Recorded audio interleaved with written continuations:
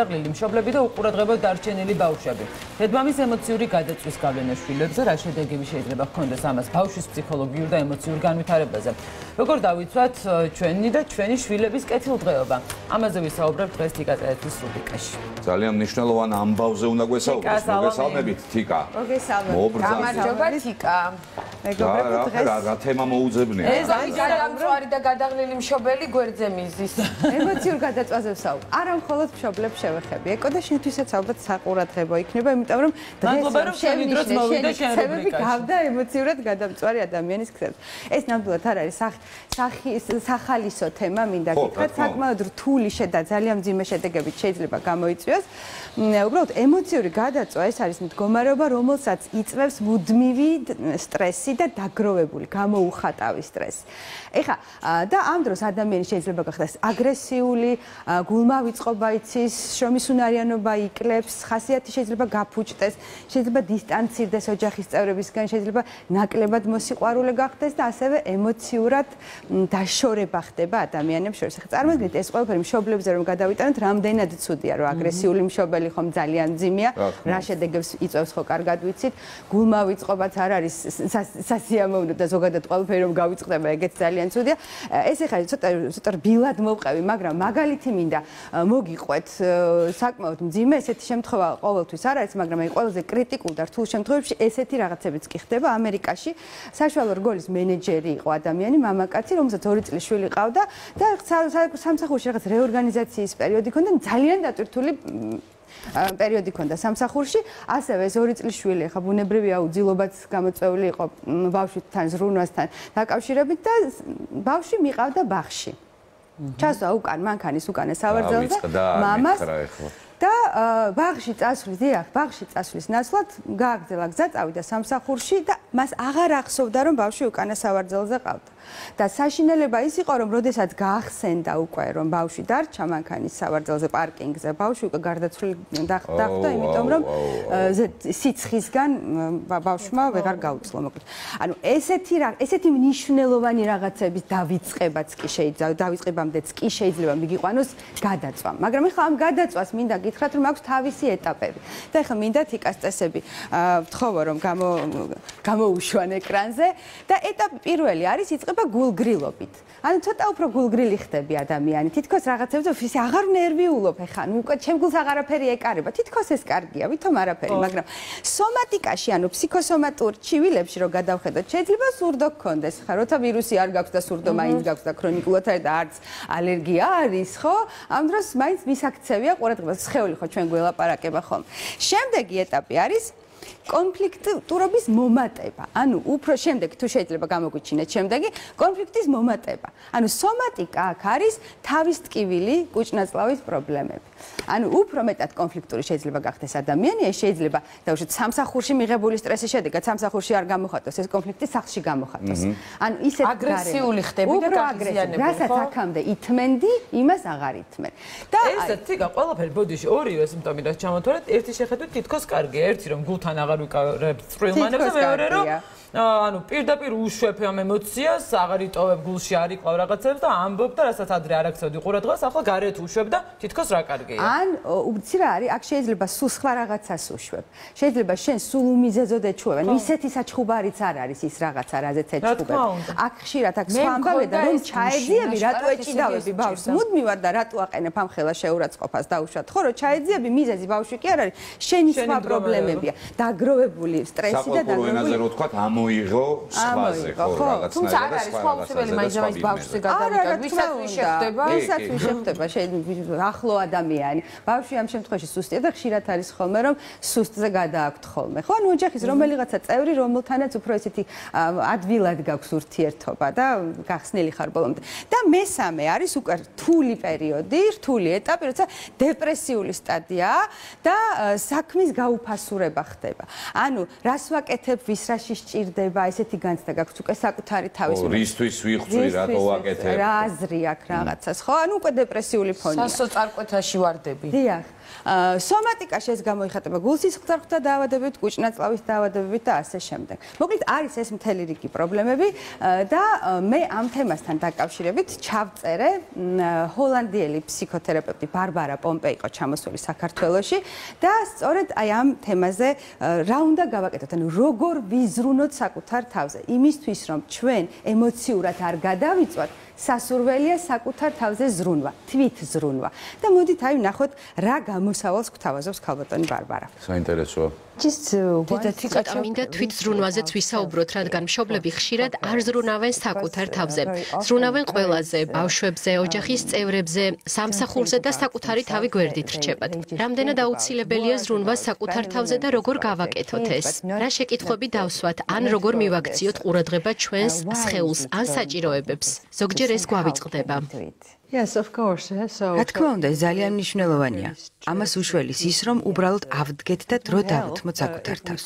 უბრალოდ დაჯდე და იყო საკუთარ თავთან. ცოტა ხნით მაინც. დავიფიქროთ ჩვენ საჭიროებებზე და სურვილებზე. უბრალოდ იგრძნო როგორ ხარ, ისუნთქო.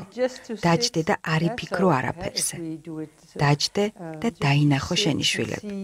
დაჯდე და არაფერი აკეთო. ძალიან ხშირად ჩვენი სხეული გვესაუბრება და გვაძლევს ნიშნებს. როგორ მივხვდეთ, რომ პრობლემა გვაქვს? როცა თავი გვტკივა, მხრები გვაწუხებს, რას გვეუბნება სხეული? აქ შეგვიძლია ვთქვათ, რომ სხეული გვიყვირის და დახმარებას ითხოვს. ყვირის მიშველეთო. მე არ ვარ ის თერაპევტი, რომელიც იტყვის მხრების ტკივილი ნიშნავს, რომ ტვირთი გაქვს აღებული საკუთარ თავზე და ვეღარ უძლებს შენი ფსიქიკა. მე უფრო გეტყოდით, რომ დააკვირდით შეგრძნებებს. რას გრძნობთ მხრებში და კითხეთ თქვენ თავს, როგორ ვაკეთებ ამას. ყურადღება მიაქციეთ ამ შეგრძნებებს, ფიქრებს. უბრალოდ დასხედით და შეიგრძენით ტკივილი და ემოციები, რომელიც გაქვთ. ადვილი არაა ამის გაკეთება, მაგრამ საკუთარ თავზე ზრუნვაც სწორედ ესაა. დავსხდეთ და ყური დაუგდოთ სხეულს. ბავშვების, სამსახურის, ოჯახის წევრების, მეგობრების პარალელურად უპირველესია დრო საკუთარი თავისთვის გამოყო. მე არ ვსაუბრობ მედიტაციაზე ან თუნდაც იოგაზე. ეს კარგია, მაგრამ ყველაფერი არის რაღაცის კეთება. მე კი ვამბობ, რომ შეყოვნდი და იყავი საკუთარ თავთან. ესაა ძალიან რთული.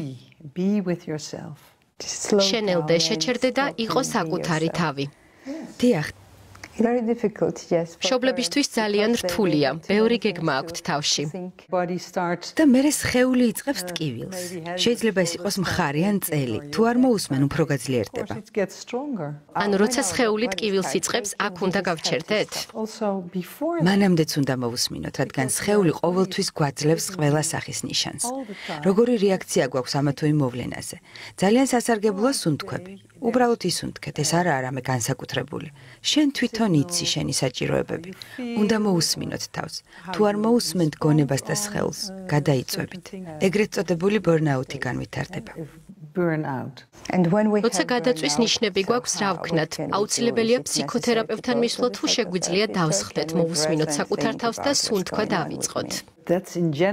გადაწვა არ არის მხოლოდ ერთი რამ. ეს ბევრი რამისგან შედგება. ეს შეიძლება იყოს მუცლის ტკივილი, შეიძლება კუჭნაწლავის სისტემა იყოს მოშლილი. აქ ჩართულია ნერვული სისტემა, რომლის ბალანსიც დარღვეულია. ძალიან კომპლექსურია, ხო? დიახ, ძალიან კომპლექსურია. ამიტომ ამას უცებ ვერ გადავჭრით. პირველ რიგში უნდა ვისაუბროთ ამაზე. საჭიროებებზე უნდა დავიწყოთ ლაპარაკი. გადაწვა ნიშნავს, რომ შენ წლებია არ გიზრუნია საკუთარ თავზე?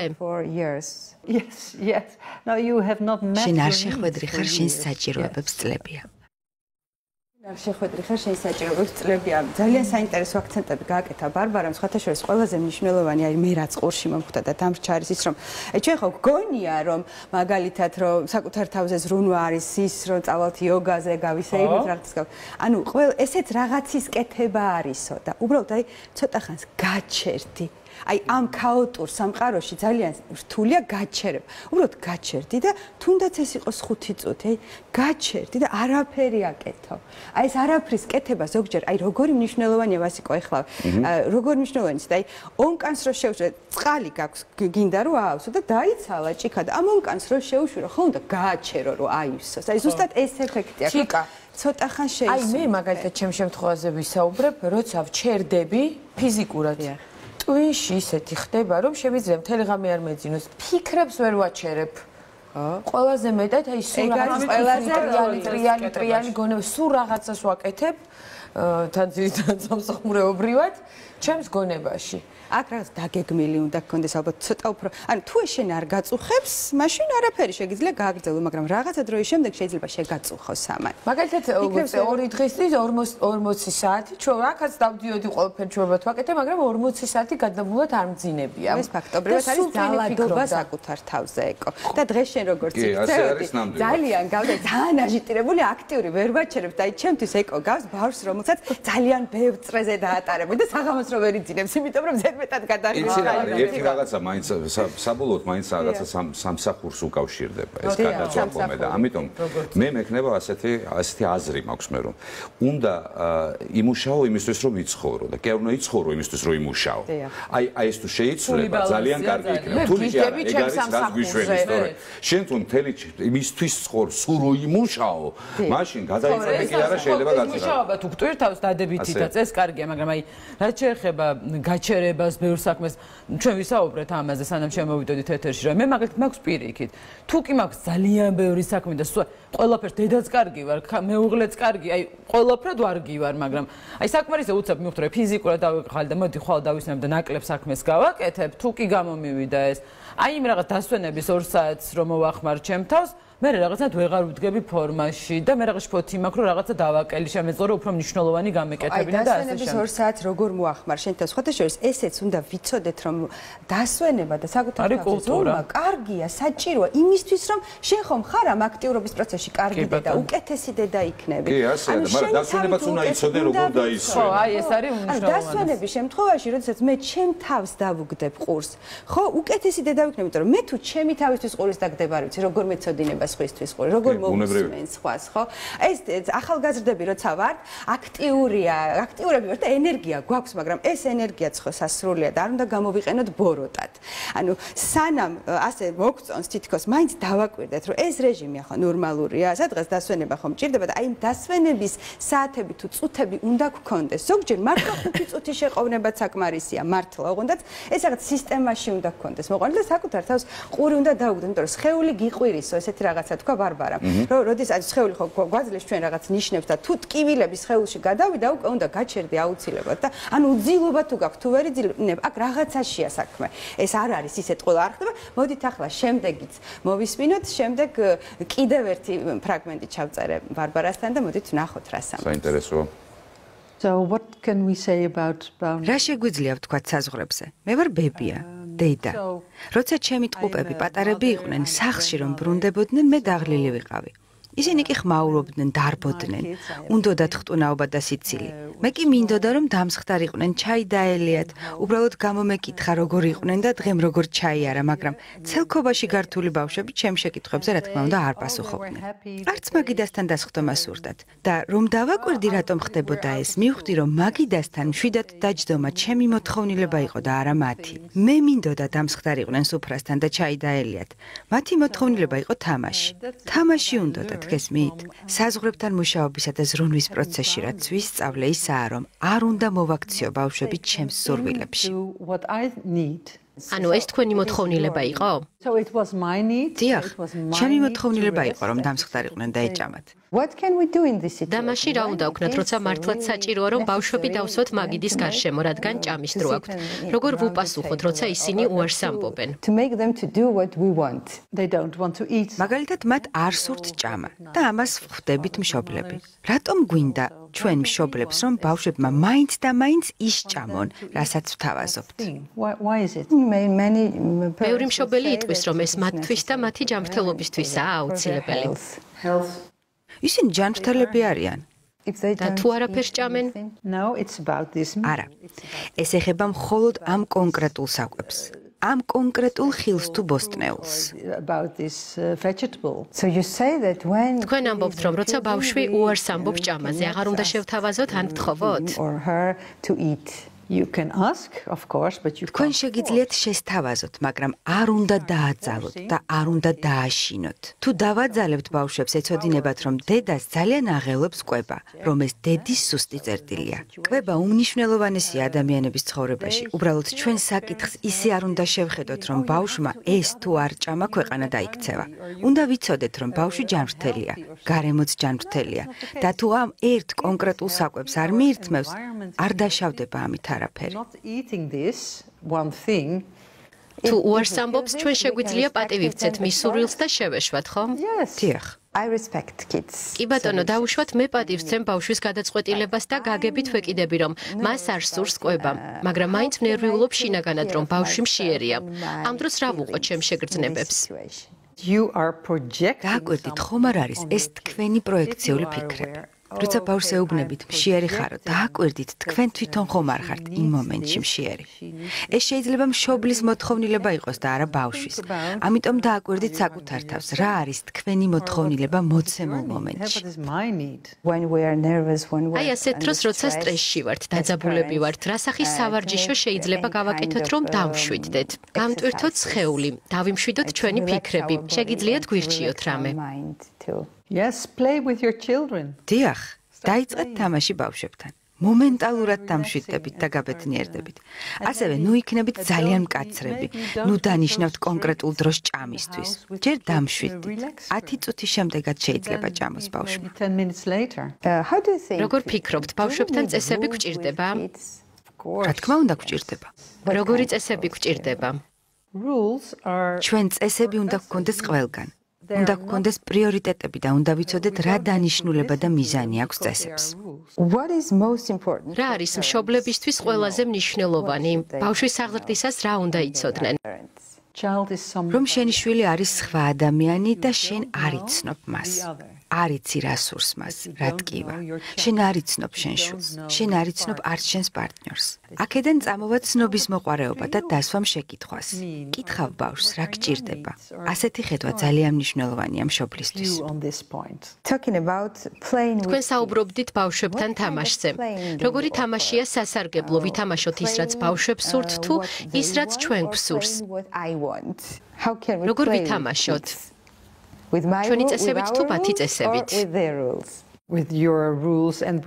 ორივე წესებით. ჩვენ ვსწავლობთ მათგან და ისინი სწავლობენ ჩვენგან. ჩვენ გვაქვს პასუხისმგებლობა, რომ მათი გზამკვლევი ვიყოთ ცხოვრებაში. თამაშის დროს საკუთარ თავთანაც არ ვკარგავთ კავშირს. ვკითხავთ ჩემ თავს, როგორი თამაში მინდა ახლა ბავშვებთან. რამე სხეულებრივ თამაშს ვითამაშებთ მათთან ერთად დაახლოებით 5 წუთი. ეს არ იქნება დიდ ხანს, მაგრამ ეს გვაძლევს აქტიურობის განცდას. ასეთ მომენტებში ინვესტიციას ვდებთ ურთიერთობებში. მარტო პრობლემებზე კი არ ვსაუბრობთ ბავშვებთან. ვხალისობთ კიდეც, დროს ვატარებთ ერთად. ეს უძვირფასესია.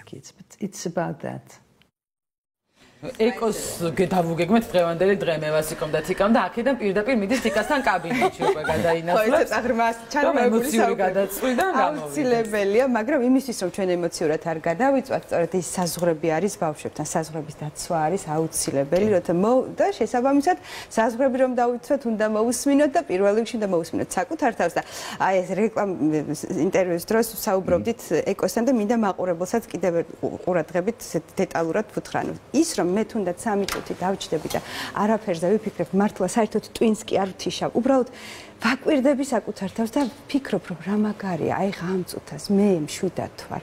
და რა კარგია, რომ აი ეს 3 წუთი საკუთარ თავს ვაჩუქე, რომ რა მაგარია, რომ დავისვენე. აი ხა არაფერზე არ ვზრუნავ, აი არ შემოდის ეს მეტი ფიქრები, რა ხდება სამსახურში, რა შეება ბავშვი, ვინა ჭამა, რა გავაკეთო დღეს სადილად, ხო? აი არაფერ, აი ასეთ ყოფით რამებზე რომ არ ვფიქრობ და უბრალოდ მომწონს ის მდგომარეობა, როგორშიც ვარ. თუ შეძლებ კი, განთვლის საშუალებას ნამდვილად მოგცემს დარწმუნებული ვარ ადამიანს ასეთი ეს არის სწორედ ის, როცა ის რაც გავსებს იმისთვის, რომ მე ენერგიით იყო მთელი დღის განმავლობაში, მოკლედ მე დაგემშვიდობებით, მეგობრებო. დიდი მადლობა ასეთ საინტერესო ინტერვიუსთვის და ასეთი კარგი ინფორმაციის მოწოდებისთვის. იმედია გავითვალისწინებთ ჩვენ ყველანი და ჩვენი ტელემაყურებელიც ცხადია. პირველ რიგში დიდი მადლობა იმისთვის, რომ ჩვენი თავი შეგვახსენა. რომ კი საბოლოო ჯამში ეს ბავშვებზეც აისახება ან დადებითად ან უარყოფითად და პირველ რიგში ჩვენ უნდა ვიზრუნოთ ჩვენზე რომ კარგად ვიყოთ. გეთანხმებით. კარგი, ახლა